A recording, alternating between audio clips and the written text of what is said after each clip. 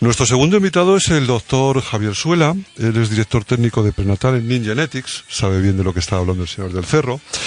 Doctor Suela, muy buenas tardes. Buenas tardes, ¿qué tal?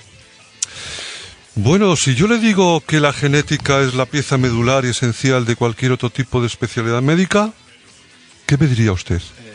Que es la pieza medular de nuestra vida, ¿no? Y por tanto, toda la medicina está enfocada a partir de la genética, ¿no? Nuestro desarrollo, como ha comentado el doctor Gratacos antes, se basa inicialmente en la genética. Somos una sola célula y nuestra genética va a permitir que nuestro desarrollo sea efectivo. Entonces, cualquier variación de ese desarrollo tiene su origen, ya sea directo o sea indirecto, en la genética. Se va a producir un congreso en abril, del 25 al 28 en Madrid, sobre genética humana, donde se va a perseguir transmitir a la sociedad que hay mucha gente implicada en llevar adelante el diagnóstico genético de la forma adecuada, que creo que eso es lo máximo. Luego hablaremos un poquito del congreso, doctor Suela. Vamos al grano. ¿El diagnóstico genético prenatal en qué consiste? Bueno, el diagnóstico prenatal, en definitiva, no es más que, de manera simple, identificar cualquier tipo de patología de cualquier tipo que tenga un individuo en su etapa fetal, ¿vale? Antes de nacer. Y existen muchos tipos, ya sea un tema, por ejemplo, una malformación física, una alteración bioquímica, o en el caso genético, una alteración genética, ¿no? Entonces, el diagnóstico genético prenatal lo que busca es intentar identificar alguna alteración genética que justifique una presente o futura enfermedad o síndrome, ¿no? Ese es el objetivo fundamental. Pero me imagino que estará indicado por una serie de circunstancias muy concretas, ¿no? Sí, exactamente. Nosotros normalmente, los genetistas, solemos ser secundarios a la entrada en el diagnóstico. O sea, normalmente hay un obstetra, en este caso, un ginecólogo que ha evaluado un feto, puede encontrar un riesgo de una patología y nosotros le vamos a ayudar a identificarla. Nosotros no vamos a poder decir este niño va a tener una patología u otra, sino solemos ser secundarios a la primera indicación. Por ejemplo, como ha dicho antes el doctor Gratacos, una cardiopatía puede tener una causa genética. Entonces, si el obstetra sospecha de una cardiopatía, podremos hacer una serie de test para intentar predecir si hay algún síndrome genético, etcétera, etcétera, que justifique esa patología. Doctor, para llevar a cabo el diagnóstico genético prenatal es necesario obtener material que contenga células fetales. ¿Y siempre se hace a través de métodos invasivos? Bueno, hoy por hoy, gracias a la genómica, para el que no lo sepa, la genómica es un cambio que hubo en el año 2001, conocimos lo que es el genoma humano, entonces pasamos de hablar de genética, de genes discretos, a hablar del genoma como entidad. Entonces, con esa tecnología empezamos a poder trabajar de otra manera. Antes, para poder hacer un diagnóstico genético, teníamos que hacer una amniocentesis o una biopsia coriónica previamente, es una técnica invasiva. Pero hoy por hoy hay técnicas de cribado, no son diagnósticas, pero son cribados muy potentes que podemos predecir con una extracción en la sangre de la madre el riesgo de ciertos síndromes o ciertas mutaciones. Es el que se conoce, por ejemplo, uno de ellos es el cribado prenatal no invasivo, en inglés es Non-Invasive Prenatal Testing, que está prediciendo el síndrome de Down, por ejemplo, con un 99% de eficacia. Es un cribado extremadamente potente y no es invasivo y con lo cual no tiene un peligro de complicación fetal.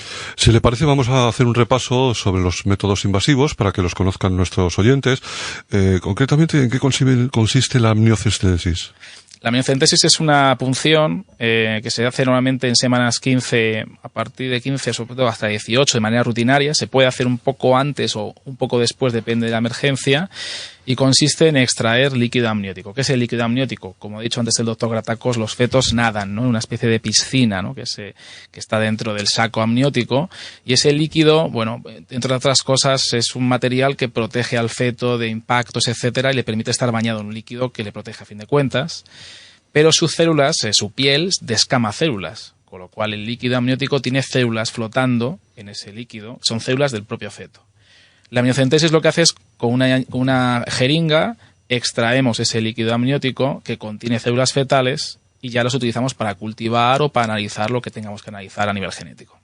Y luego la otra es la biopsia corial, ¿no? Sí, la biopsia corial coriónica es una extracción de un material que es el corión. Eso es un material placentario que está externo al propio feto, pero es que la placenta también es material fetal. Cuando el cigoto, ¿no?, el embrión, empieza a generarse, una parte del cigoto irá a producir lo que es la placenta y otro el feto, ¿no? Pues La placenta tiene de ventaja, la biopsia coriónica tiene de ventaja que podemos hacer una extracción mucho más temprana, semanas 11, 13 más o menos, con lo cual tenemos mucho más tiempo para hacer estudios genéticos, pudiendo llegar perfectamente antes de la semana 16, etcétera. ¿Y por qué si uno se hace entre la 15 y 18 y la otro entre la 11 y 12, por qué nos lo hacemos siempre en la 11 y 12 y lo adelantamos? Es una muy buena pregunta. La placenta tiene sus limitaciones. Tenga en cuenta que le acabo de decir que el feto y la placenta, aunque pertenecen al mismo embrión, se separan, son tejidos diferentes. Aunque es raro, por ejemplo, podemos encontrar que la placenta genere alteraciones genéticas que el feto no comparte. Eso se conoce como mosaicismo de confinamiento a placenta. Es raro, pero existe, ¿no? La intervención de la biopsia es un poquito más compleja. El líquido amniótico no deja de ser una extracción, ¿no? Una jeringa. Es grande, pero es una jeringa. La biopsia es una intervención clínica un poquito más complicada y tiene más complicación. Entonces, realmente, hoy por hoy se está cada vez haciendo más biopsia coriónica. Con las nuevas técnicas que comentó el doctor Gratacós se ha mejorado mucho, pero la amniocentesis sigue siendo una técnica más fácil en el aspecto de que casi todos los obstetras la manejan mucho mejor. Pero estamos empezando a ver una reversión, porque nos interesa el material más temprano, es evidente. Claro, lógicamente. Una vez obtenido el material fetal, me imagino, doctor, que ese material se tendrá que procesar. Sí. Y, por ejemplo, para el diagnóstico de enfermedades genéticas, ¿cómo lo procesan?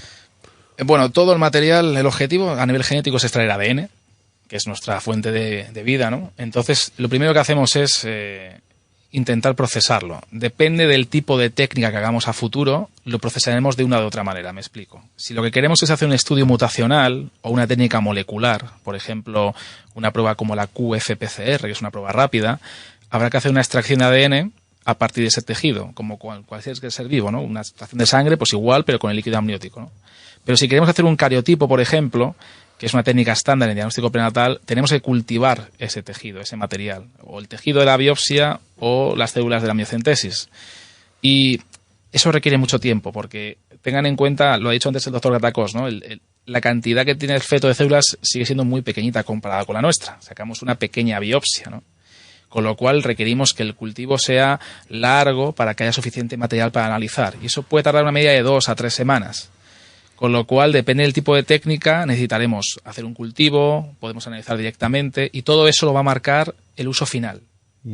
Sabemos perfectamente lo que tenemos que hacer en todo momento, pero es diferente, ¿no? Me encanta que diga técnicas, y además lo hace técnicas, que quede claro que tenemos pluralidad de elección, ¿no? Sí. Que unas son mejores que otras, o cada una es adecuada para una circunstancia en concreto. Ninguna técnica es perfecta. Yo siempre intento decir en cualquier charla, cualquier sesión clínica o clase, que las técnicas no nos tienen que tiranizar, ¿no? No hay una técnica que lo haga todo, no hay un anillo único, ¿no? Como diríamos a nivel un poco coloquial. Cada técnica va a permitir mejores desarrollos dependiendo de lo que estemos buscando. Sí que hay técnicas que han complementado otras y las han superado parcialmente, pero tenemos muchas técnicas moleculares orientadas a mutaciones, por ejemplo, mientras que para hacer, por ejemplo, un estudio de cromosomas requeriremos otro tipo de técnicas. Eso es fundamental, saber lo que queremos buscar. Porque si buscamos algo con una técnica incorrecta, encontraremos un resultado sano y realmente no estamos orientando la pregunta a la respuesta que queremos. Estamos equivocándonos totalmente, ¿no? La técnica no nos tiene que tiranizar, sino nosotros tenemos que adaptar esa pregunta para hacer la respuesta. Doctor, ¿por qué el diagnóstico prenatal es una de las áreas en las que la genética origina mayores controversias? Bueno, pues porque éticamente el diagnóstico prenatal es complicado, ¿no? Tenemos un feto que no estamos viendo, está inmerso en un líquido amniótico dentro de una barriga, ¿no? De una tripa de una señora embarazada y nunca lo estamos viendo. Tenemos un estudio indirecto que es la ecografía y otros estudios indirectos como la bioquímica, los cribados, etcétera. Nunca estamos viendo al feto realmente y no podemos predecir su desarrollo final. Entonces, normalmente tenemos pocas indicaciones. Puede ser que el feto haya crecido poco, puede ser que haya una malformación evidente, que eso es, entre comillas, y perdónenme la expresión, lo más sencillo para nosotros, sabemos lo que hay.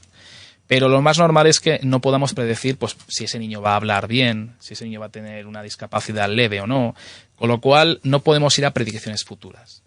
Normalmente las familias intentan que se les dé la información más fidedigna posible. Si hacemos un diagnóstico prenatal que no esté orientado a eso, podemos dar una información equívoca. Imagínense, voy a poner un ejemplo muy sencillo, ¿no?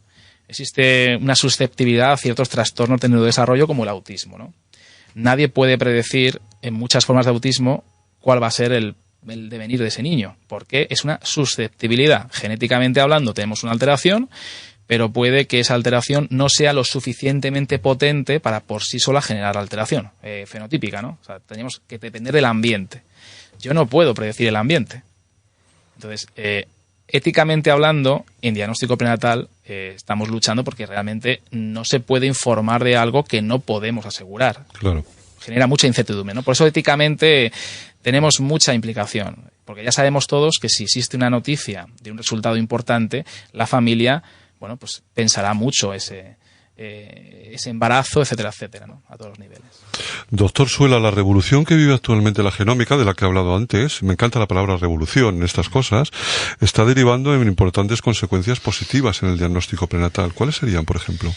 Pues mire, si no le importa que divague un poco, voy a empezar primero de dónde venimos, ¿no? Yo soy citogenetista. Cada genetista, como ha dicho antes el doctor Dacos, cada especialista tenemos una especialidad. Yo estoy especializado en el estudio de los cromosomas y hace unos 60 años se describió el primer cariotipo humano, en el año 56. Hasta hace aproximadamente 10 años, la técnica del cariotipo era la técnica de primera elección en el diagnóstico prenatal. Era lo que había. Y era muy buena, y lo sigue siendo, pero tiene sus limitaciones, ¿no? Con el genoma humano hemos pasado a técnicas mucho más robustas. ¿Esto qué quiere decir? Que podemos detectar mucha más patología de manera invasiva y podemos predecir unos riesgos con mucha mejor precisión de manera no invasiva. O sea, estamos previniendo, en ciertos casos, una amniocentesis que teóricamente no sería necesaria y que con la tecnología anterior era necesaria hacerla. Por ejemplo, una mujer de edad avanzada hace 20 años tendría que hacerse la amniocentesis porque no había material para poder detectar si ese feto tenía un riesgo o no lo tenía.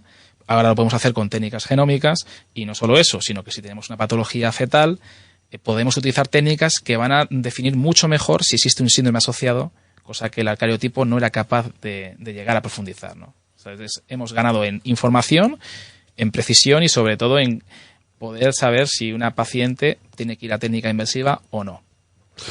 Según parece, los especialistas explican que el avance tecnológico en el ámbito del diagnóstico genético prenatal se concreta en dos beneficios inmediatos, muy palpables, muy tangibles, ¿no?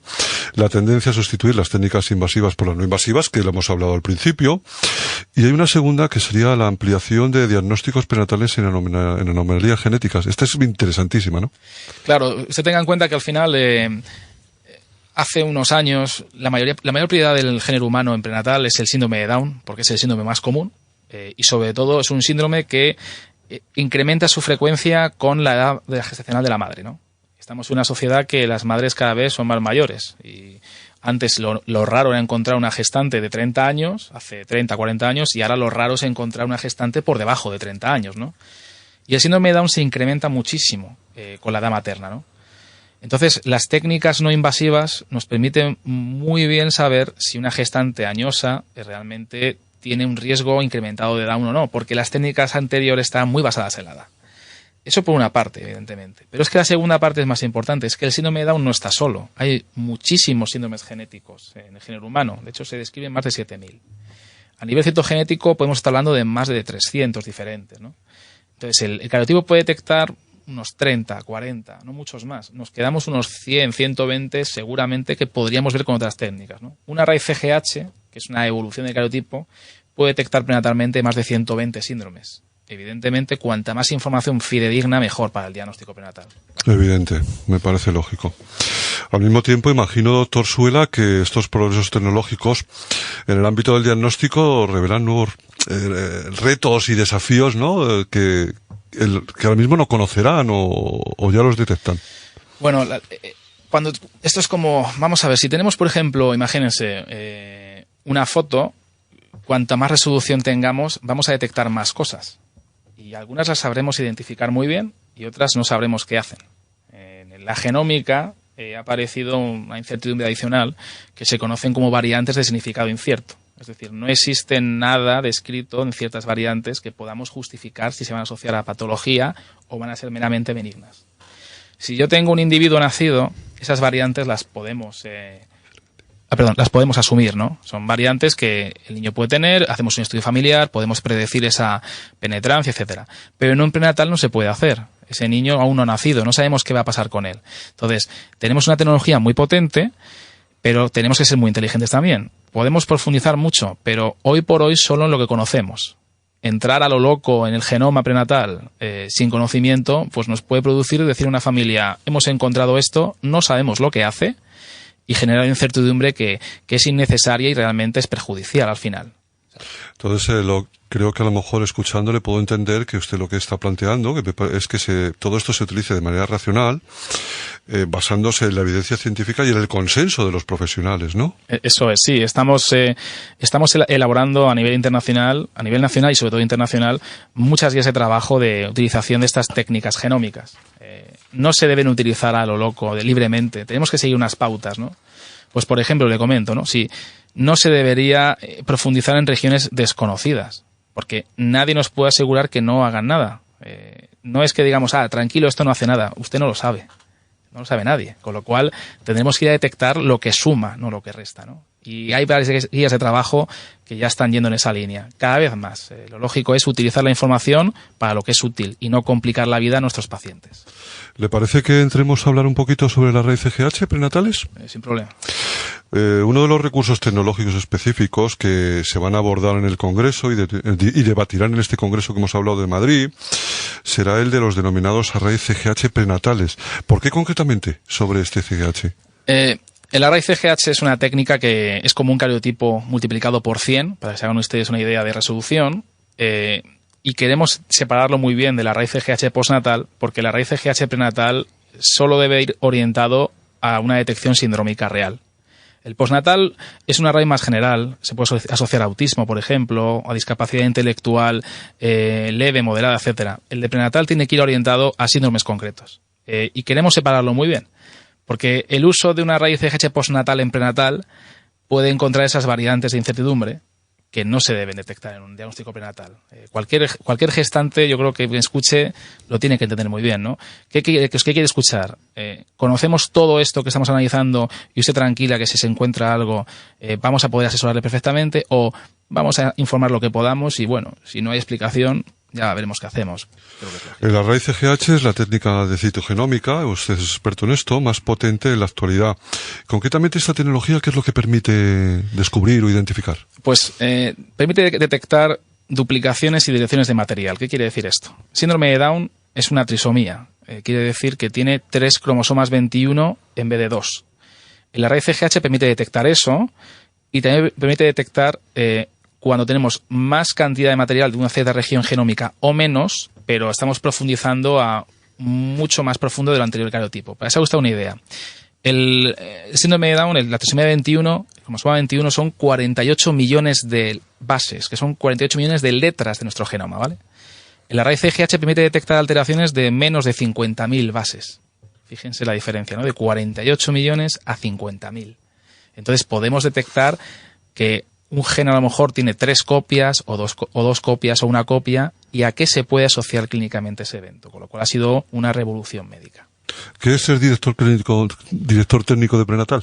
¿Qué es eso? Bueno, director técnico es montar tecnología, orientarla para un uso clínico, asegurarse que se está haciendo lo que está en el estado del arte actual, y especializarse en prenatal lo que quiere decir es que hay que tener un cierto grado de sensibilidad adicional, porque tiene que ser una técnica muy rápidas, muy sensibles y muy precisas. ¿Qué tiene que estudiar una persona que quiera ser especialista en el futuro de citogenómica? Lamentablemente en España somos un país que estamos en la cola de Europa. Existe una especialidad de genética clínica a nivel europeo y en España no hay. ¿No hay una carrera específica de genética? Hay carreras biomédicas, hay medicina, biología, farmacia, química, pero cuando uno quiere hacer genética clínica, pues tiene que especializarse en otra especialidad y subespecializarse en genética de manera voluntaria. No existe una formación reglada en España hoy por hoy porque no hay especialidad en genética.